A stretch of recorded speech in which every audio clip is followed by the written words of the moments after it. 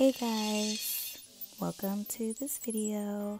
I am doing a bantu-knot tutorial. That first picture was just when I had already done it. I'm sorry I didn't get to film the process, but this was the result of me doing it without having twisting the bantu knots. And I just wanted to show that first so that you can see like the lack of definition that I had. And this next one that I did here, I actually redid it maybe 2 days later, and I twisted the bantu knots first, and then I did the bantu knots. And that's me just putting some sweet almond oil on before I unravel them. I know you guys have seen a billion bantu knot out videos. If not, then welcome. If you want, I can redo another video of me actually doing them. But as you can see, I just untwist them from their root in the opposite direction that they were twisted in, so as to not pull out my hair or cause any tangles or breakage. And just continue pulling them down.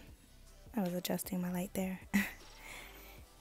So I continue that all throughout my head. There's nothing different. The only difference between this bantu knot and the first one that I showed you is that this, I did not use any product. I put no product in it.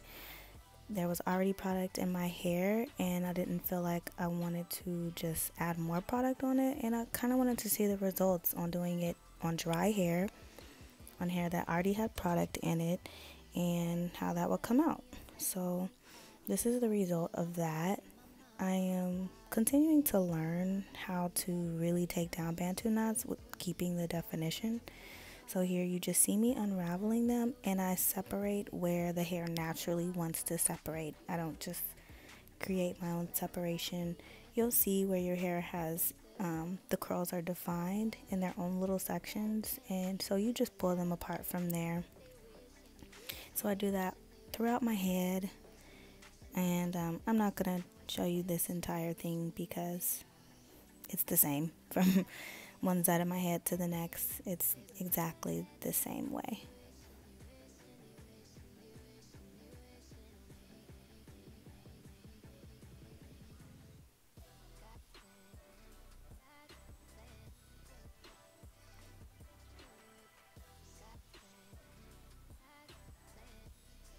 So here it is. I did the other side of my head, and I don't know why, but one side of my head is always more defined than the other, but that was the result of it.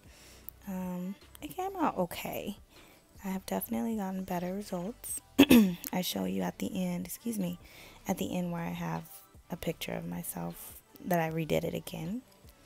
So I actually picked this out, but what I will say is that twisting your bantu knots before doing the knot really does give you more definition, especially if you have dry, frizzy, low porosity 4A type hair like me. I need my roots to be a little bit more defined, and so you can see that there is definite definition at the root, and then there's the curl at the end from the bantu knot. And I twist it about halfway down when I do it. I think maybe I'll just I filmed this entire process and my camera broke, and I'm sorry. I will try to get that to you guys the next time I do it. I'm really working on wearing stretched hairstyles instead of wash and goes. But that's pretty much it. This was the result of it. It came out pretty cute. It was very full. I really liked it. Of course, I ended up putting it up.